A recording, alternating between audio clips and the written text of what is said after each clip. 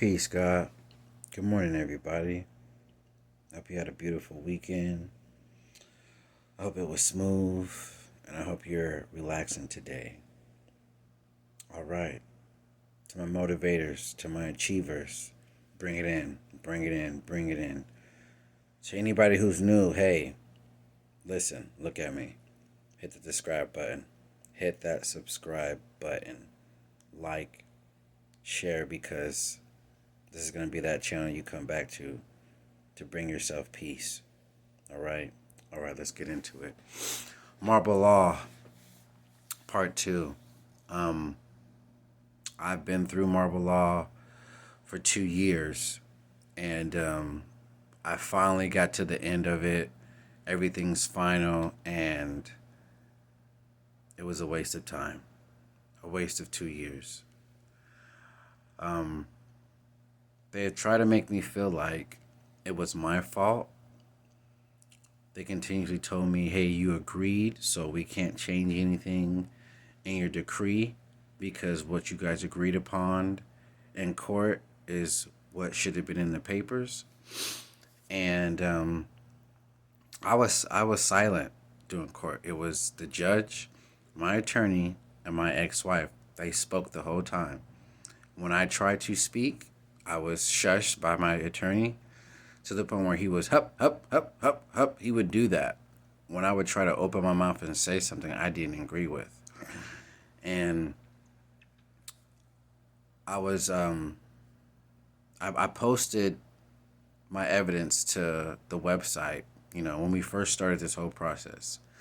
I did everything I was supposed to in this whole process, down to documents, down to making sure I was present for court dates, and they didn't do anything that they were supposed to do. Down to my lawyer was 40 minutes late to my first hearing. My lawyer and his paralegal didn't tell me a week before my court date. I had to go down to the courthouse and find out that information for myself.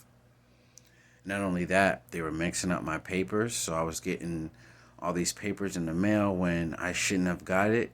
They should have got that. The communication level is the worst thing Marble Law does, because you're paying all this money and nobody's communicating with you. There would go weeks where I'm like, hey, I'm trying to get in contact with anybody. I have certain issues about my case, or there's more stuff going on. Could somebody reach out to me so we can discuss this? Nothing. And then when you do finally get a call or email, it's at an inconvenience where you're at work, so you don't have the time to check the email or pick up their phone call. And then when you try to call again or call back, they're busy. Oh, I'll call you back. That call back turns into 3 days, 4 days later, or maybe even a week. My attorney was John Hicks. And when I tell you John Hicks did whatever he wanted with my case, John Hicks literally did whatever he wanted with my case. And to the point where I uploaded evidence for my daughter, because my case was getting so serious where I had to contact CPS. And I'm letting them know all of this. And I'm like, hey guys, if you would have used the evidence I provided, the judge would see what I was asking for, and we all could be on the same page. Because my ex was not communicating at all, and we were supposed to talk on an app that she still hasn't downloaded, and she has, kept me from my daughter for a year because of COVID. Now she has cut off our communication. I probably randomly get to talk to my daughter, not on my weeks. And, and what's crazy is I'll call every day, no answer. I would text, no answer. At one point, she told me to worry about my daughter when she's in my possession. Now I'm telling my lawyers this. I'm telling them all of this, and they're not even blinking an eye. She even said in court in front of the judge and my attorney. Yes, I kept him from his daughter for a year because of COVID. Nobody even blinked. Nobody even blinked. But let me tell you this. If the tables was turned around and I did that, a man, oh God, I'll be under the jail right now. They'll be trying to figure out what else did I did when I didn't do anything. What's crazy about it is my lawyer was so biased towards me. He just kept giving her everything to the point where they were laughing in court, and I'm just sitting there like he wasn't my attorney. And I was just like, my mind's been blown because this whole process, after finalizing it and the judge signing it, I have to go back and do this all over again because of what they did, and they screwed up my case. And okay, yeah, they gave me my money back, but they try to act like giving your money back helps.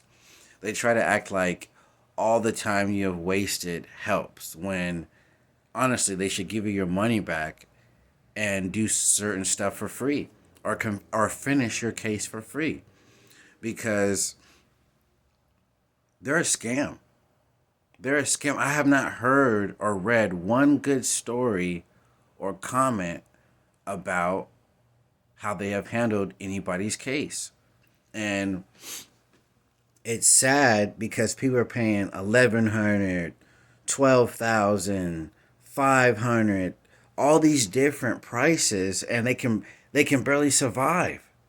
Like, and the system's supposed to be in place where you can pay monthly, but they do that with the people who can't provide that much money. But the people who do have it, they're coming off top with so much money, and it's like the system was made so it can help you out, but all it does is make it worse, because yet you're not paying in full, but yet you have to keep up with these payments every month. And not only are you keeping up with these payments, they're not even helping you. So it's like you're trying to keep up with payments when you're not being discussed about your case. They're missing court dates. They're not communicating. They're not emailing you. But yet, when you get frustrated, you get upset, they're putting it all on you. And then not only that, it's like they constantly have attitudes. They're constantly treating us wrong because of their mess ups. At this point, I would love to know who runs Marble Law. Who started this company? Because at this point, this company is a joke. It's a fucking joke because they're not here to help us. This company has only hurt us because if you think about it, we have a phone attorney. We never see this person. We don't even get to Zoom with this person until the freaking court date, which don't you think is a little odd? Don't you think it's a little weird? Like, maybe at least they could do, hey, let's Zoom before court so we can get to know each other, break down this case, and go over some things besides just a phone call when you get that phone call. Kenya, she has helped out here and there, but at the same time, she's in the middle. She's in the menu. She's in the middle. So it's just like, as much as how much help you can ask for her, you're still waiting as much as she's waiting. So it's even hard to even go through her after a while, because it's like, only difference is she's an employee. So they're going to get back to her at a timely manner. Us, even though we're paying thousands of dollars, they don't get it back to us at all. It takes weeks. My hearing ended on May 6th. It took them 5 months just to get these papers signed. And that's because of the judge and the attorney. I told them that I'm not signing it because, like I said, I didn't agree with it. And they told me it doesn't matter. The judge is still going to sign it either way. And I told them, like, hey, if I was able to speak my piece in court to let the judge know, hey, I'm paying for everything, I need a little bit of help. They said, oh, the judge, it doesn't matter. The judge is not going to take in your expenses and all that so you can raise your daughter. And this is in Texas. This is in Texas. So not only that I was screwed in my case, I'm killing myself trying to survive and be a father. And all I wanted was communication on an app and taxes this first year so I can guarantee myself a car at the beginning of the year so I can transport me and my daughter wherever we need to be. And they didn't want to do that. Or they told me the judge would not agree with that. But if me and my ex agreed on it, it could happen. But my attorney didn't even want to do that for me. He didn't even want to speak for me. Because the first time speaking to my attorney, he said, "Hey, I heard you're doing all this stuff to your ex-wife. You need to stop doing that." The first conversation. And I'm just like, okay, for one, why am I hearing from you second? For two, you're already assuming I'm doing something when I hired you? It's crazy. And then not only that, every time we had a court case, a court date, my attorney was in his car on Zoom. And then the last court date, because they gave me emergency hearing, and he was in his car on that hearing, but the judge didn't have certain papers in front of her, so she couldn't decide, undecide, make any additional plans because she didn't have the information he was supposed to provide. So she just ended the court date. And I'm just like, so I couldn't speak nothing. I couldn't speak my piece or anything like that. And this whole time I've been trying my hardest to get my ex-wife held accountable because she's been having my daughter going through it mentally and mentally abusing my daughter. And I've said this in the case. I've called the cops. I've called CPS. I've told the judge, and everybody's saying the same thing. Let it play out. Let it play out. And it's so sad, and it hurts because it's like, damn, you guys don't want to do nothing until it's too late. I mean, and it makes sense because the cops didn't rush into that school out here in Texas 20 minutes later, and them poor babies lost their life because of their stupidity, because they don't want to take the initiative. Like, you had people putting on hand sanitizer. You had people checking their phones, but you had nobody worried about those babies. And that's one thing I realized here in Texas. It's a legal system, not the justice system. And I keep forgetting that. And I think a lot of us are going to have to remember that. There's no justice in none of these systems. It's just legal. As long as they stay in their legal guidelines, they can continue to treat us the way they want. That's why we have to do things like this to hold these people accountable, to make sure they do stuff that they're supposed to do. Not just, resign and you go hide in your house. Like, no, you need to be held accountable. And we need to know why you chose the path you chose and the actions you chose. Because at the end of the day, us, the people, we suffer from it. We suffer from your stupidity. We suffer from your lack of action.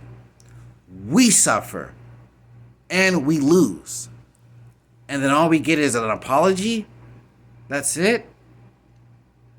No, it's not right. So I need you guys to like this video. Share this video as much as you can, because one thing for sure, we're going to take down martial law. And we're done being treated when people are supposed to help us. When the people are supposed to help us. When the people is supposed to help us instead of hurt us. I'm here to motivate, not hate. I practice what I preach and not what I see. And I need you guys to do the same. I need the rest of the world to do the same, because you know what? We're going downhill. We're going downhill on little itty-bitty issues like this. We got to fix it. We need to fix it. I'm Mike the Motivator, coming at you with Stop and Listen. Hey, stop. Listen. Peace, God.